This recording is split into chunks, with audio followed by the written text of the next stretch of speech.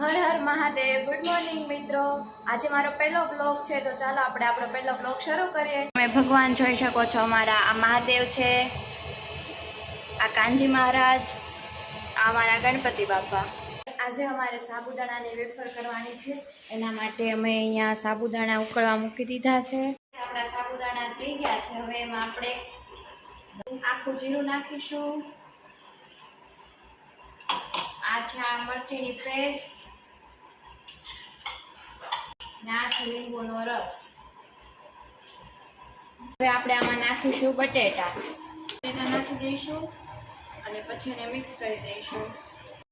તો ગાઈસ, આપણું સાબુદાણાનું ખીચું તૈયાર થઈ ગયું છે. અહીંયા મારા મમ્મી આ ખીચું થેલીમાં ભરવાનું શરૂ કરી દીધું છે અને હવે હું એનો ગાંઠિયો પાડતી જઈશ. ચાલો તો હવે ગાંઠિયો પડે જાય પછી હું તમને મળું. ગાઈસ, બધો સાબુદાણાનો ગાંઠિયો પડાઈ ગયો છે અને અહીંયા તડકે સુકાવવા માટે મૂકી દીધો છે. ચાલો તો હવે આપણે નીચે જઈને જોઈએ બધા શું કરે છે. ગાઈસ, અત્યારે બપોરના 1:15 થવાની તૈયારીમાં છે અને સાબુદાણાનો બધો ગાંઠિયો પડી ગયો છે. તો હવે જમવાનો ટાઈમ થઈ ગયો છે. જમવામાં છે ખમણ, ઈદડા, મઠ. તો ચાલો આ બધું જમી લઈએ અને પછી મળીએ. ગાઈસ, અત્યારે હું મારા ફ્રેન્ડને મળીને આવતી રહી છું અને અહીંયા અમારા ઘરે આજે રસ અને પૂરી બનવાની છે. તો એના માટે અહીંયા મારા મમ્મી પૂરી બનવા બેસી ગયા છે. બધા જમવા માટે બેસી ગયા છીએ અમે.